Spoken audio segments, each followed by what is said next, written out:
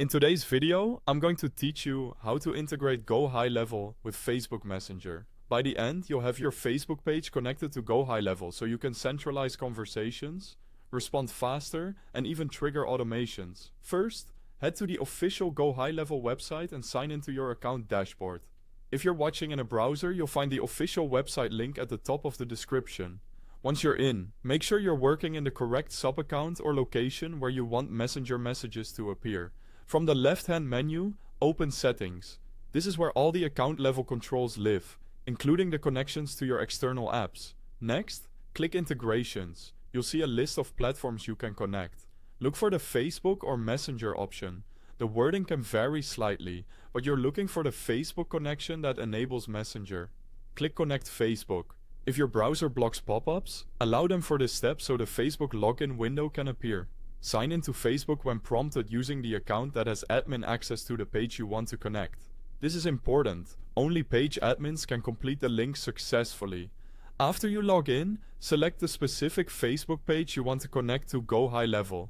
If you manage multiple pages, choose the one you'll use for messaging in this workspace.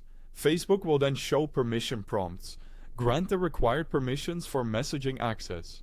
Leaving all requested toggles on ensures messages flow correctly and that GoHighLevel can send and receive on your behalf.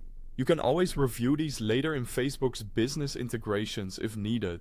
Return to GoHighLevel and verify the status shows connected. If it doesn't update immediately, give it a moment or refresh the page to confirm the connection took. With the page connected, make sure Messenger messaging is enabled for that page. In most cases, it's already on, but double check your page's messaging settings so people can contact you and receive replies. Now, let's set up an automation. Go to Automations, then Workflows, and add a Messenger message action.